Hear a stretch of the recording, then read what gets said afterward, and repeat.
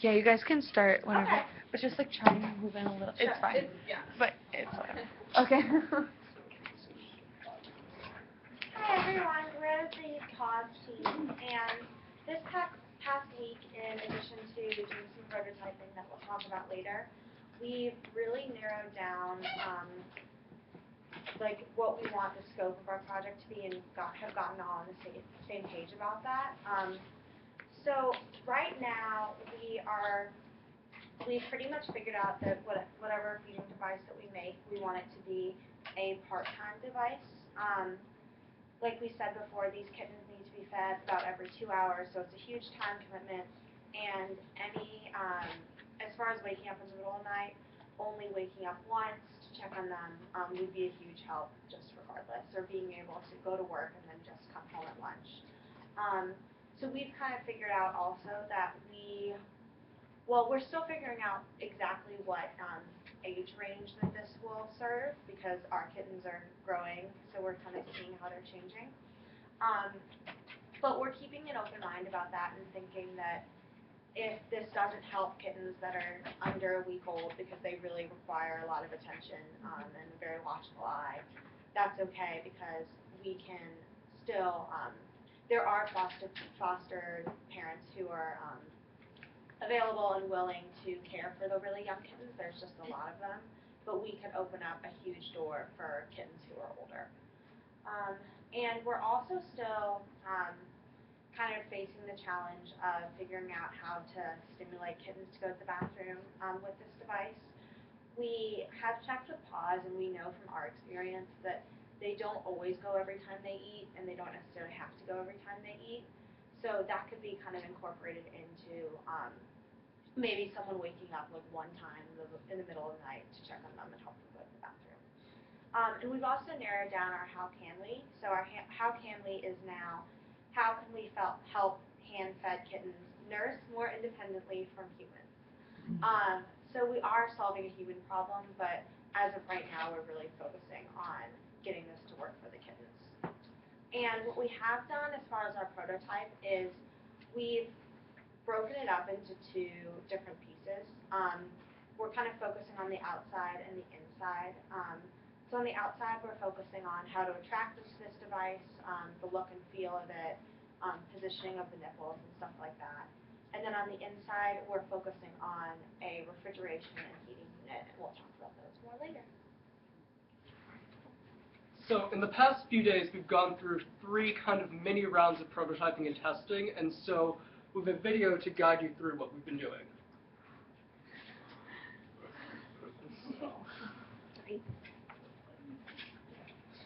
And so the first generation was proof of concept that the kittens could, in fact, feed themselves independently, because we were noticing over the first week, we were kind of shoving the bottle in their face, and so we wanted to make sure that that wasn't necessary for the device to do.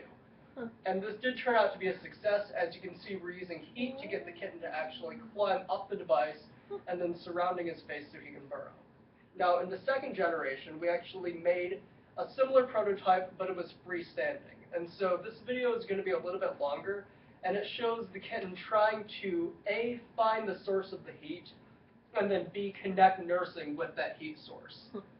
And so one thing we learned from this is that if cardboard, if you want a kitten to not climb on anything, use cardboard. But we can see that he's trying to balance himself on kind of the heat sock, which is what he's able to grip onto, and here we can see he's actually starting to latch on. Now he's standing somewhat up, his back paws are on the ground, whereas his front paws are actually trying to knead this heat sock.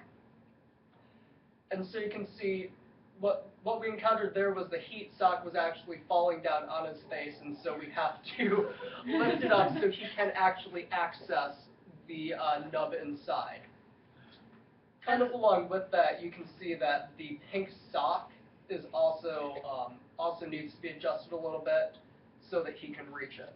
But overall, he is feeding himself in this device as compared to Generation 1 was freestanding. And I think one of the most important things we learned from all these iterations is that their need to burrow. or playing around with different shapes and trying to get like the nipple inside something that they can burrow in, because that really does like direct their face right to where the nipple is. So we're trying to maybe like a cone shape with the thing in the middle. So, yeah, this generation was actually where we learned that they really do have to burrow. And so what we did is we put a heat source right here, and if you were to feel that it actually is radiating through the cardboard, so we were seeing if they would be attracted to just knowing heat was in the vicinity. In fact, they do need to burrow. And so here what we did is we actually sewed a heat donut, per se, which provides for some more even temperature control. Like this. And so here we see the kitten is climbing up and actually reaching on and latching onto that heat donut. Another thing you'll see is that we covered the sides with a fabric so that they can actually climb up the sides to reach it. And so you can see this kitten really, if you look at his left paw here, it's really trying to knead on the sock below, because that kneading is something that a kitten will do on the mother cat in order to get more milk out. And so they really try to replicate that same motion with the bottle, and so we want to give them a surface to do so. And here you can just see the kitten being cute.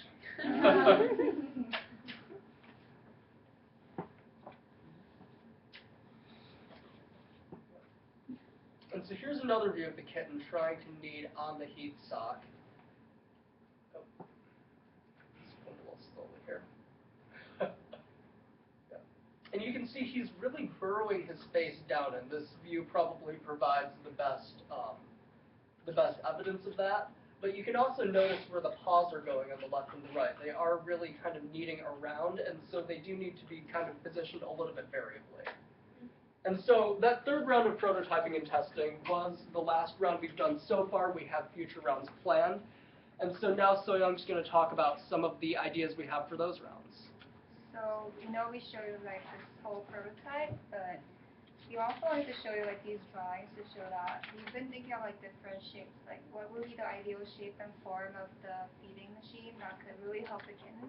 So at first we came up with these kind of rough sketches of like how milk the formula can just drip when we have the timer set, and then at the right time it will just drip from the machine, and then the kittens will be able to come attracted to the heat and then suck on it. And then we came up with ideas of like how we could just have like really multiples of the nipples sticking out, so that the cats will have a lot of choices of like which nipple they can go to and then get the formula from. But all of us had the idea of like actually having like something that would go in towards the machine so that it will help the kids like me, and then that's what we show in the video too. So in the future prototype we're just gonna continue testing like which form or like what kind of shapes of the prototype will help the kids eat more easily. Like how are you gonna help them knee on the sock better? What are you going to use to like help them not slip off and fall, and then how we can like help them burrow into the exact spot instead of like just sticking their heads into any kind of hole they can just find. So that'll be our future direction for the outside part of the prototype. And then more of the next steps for that is we want to kind of see, so now one kitten can do it, and they're kind of comfortable with where it is on the box, but we want to see if we added multiple nipples, would multiple cats be able to do it at the same time, or would they kind of get confused with each other, kind of, you're not going to get just one kitten in a litter, you're going to get many, so we want to see how the spacing can work, and we also are thinking about how we can keep it in something, maybe the size of the carrier that we've been carrying around, so it is easy for foster parents to use it. And as far as Jesse and I have been working on kind of the inside workings of the device, and we figured pretty early on that one of the must-haves for our prototype is that we really need to keep the milk from spoiling. But meanwhile, the kittens only eat the milk if it's kind of warm.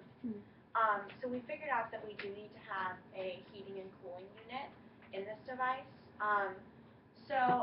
We are open to any ideas as to how we can do this, but right now our design is based off of a Peltier or thermo generator, and what what it does is it just creates a heat differential, like a hot side and a cold side.